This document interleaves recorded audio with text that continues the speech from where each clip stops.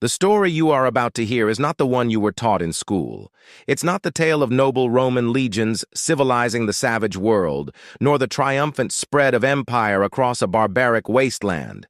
No, this is the story of defiance, of forgotten heroes, of entire peoples written out of history because they did what no one thought possible. They defeated Rome.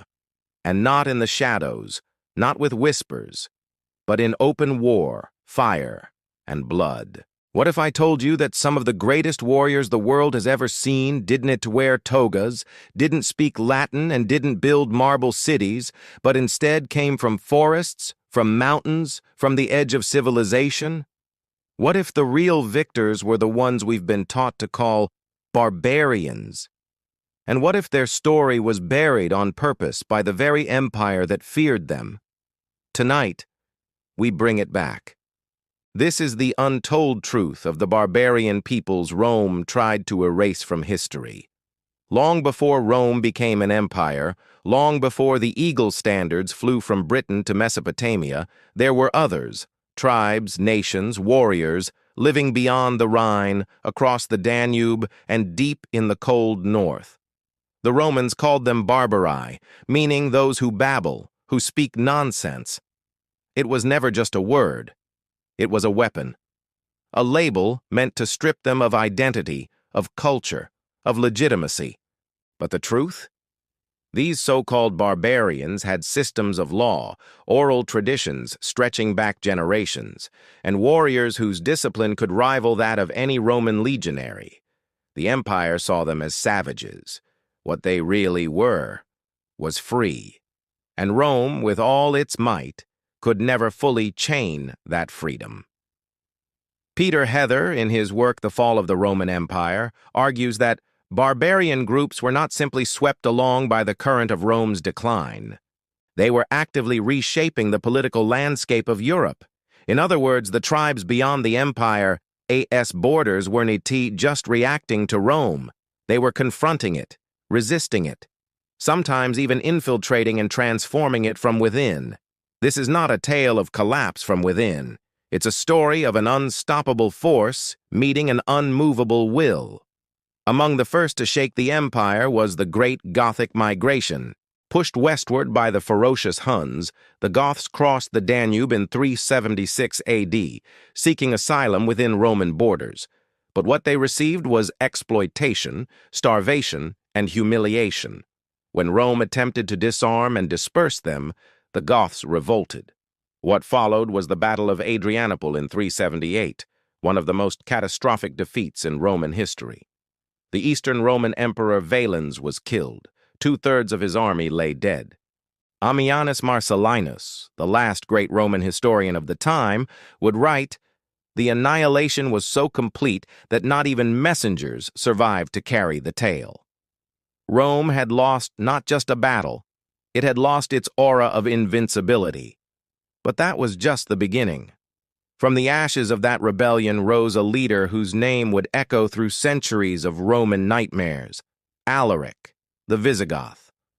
Trained in Roman warfare, yet driven by the betrayal of his people, Alaric marched his warriors straight to the gates of Rome itself. For the first time in 800 years, the Eternal City, once the unchallenged heart of the ancient world, trembled. And in 410 AD, the unthinkable happened. The Visigoths sacked Rome, not burned, not razed, but stripped of its illusion of immortality. Augustine would write in anguish. Jerome wept. The world, they thought, was ending. But for Alaric and his people, it was just justice finally delivered. And here lies the truth Rome never wanted to admit. It was not disease, not decadence, not divine punishment that broke the empire first. It was the will of those it called less than human. These warriors, Goths, Vandals, Alans, Suebi, had names, cultures, kings. They had legends, and they had grievances. Rome had conquered, enslaved, taxed, and betrayed. But these people remembered, and they fought not for gold or glory, but for their families, their gods, their survival. And as Edward Gibbon, in his monumental The History of the Decline and Fall of the Roman Empire, famously wrote, "The barbarians whom we now despise were the instruments of Providence to break the pride of Rome." But Alaric was not the last. In the early 5th century, a new storm swept in from the south. The Vandals. Led by Genseric, they crossed from Spain into North Africa, establishing a kingdom that would become Rome's worst nightmare. In 455 AD, they too reached the gates of Rome. This time, the city was looted thoroughly. Gold, statues, relics, all gone. But unlike the Visigoths, the Vandals had naval power. From Carthage, they harassed Roman shipping, struck coastal cities, and disrupted the empire's grain supply. Rome was bleeding, and it bled because of the very people it had once laughed at. At this point in the story, Rome is no longer a mighty lion. It's a wounded animal, surrounded by predators it once tried to cage. The Burgundians carve out a kingdom in Gaul. The Franks rise under Clovis. The Saxons invade Britain. The Ostrogoths under Theodoric sweep into Italy itself and rule with a strange blend of Roman tradition and Gothic strength. By the time the Western Roman Empire finally collapses in 476 AD, when the Germanic chieftain Odoacer deposes the last emperor, Romulus Augustulus, it feels less like a final blow and more like the inevitable closing of a long, painful chapter. But here's the twist the textbooks often skip. Rome did not fall in a vacuum. It was replaced, transformed, inherited. The so-called barbarians didn't just burn it all down. Many of them adopted parts of Roman culture, law, and religion, fusing it with their own. What emerged was not chaos, but the early medieval kingdoms that would shape Europe's destiny. As historian Walter Goffart argues, what happened was not the destruction of civilization, but its decentralization. And yet, these people were remembered as destroyers. Why? Because history is written by those who survive, and in the East, the Byzantine Empire clung to Roman identity for centuries. In their records, in the Church's memory, in the echoes of imperial propaganda, the men who brought down the Western Empire had to be cast as savages, not successors. And so, their names were tarnished, their triumphs ignored, their cultures dismissed, but we remember. And now, so will you.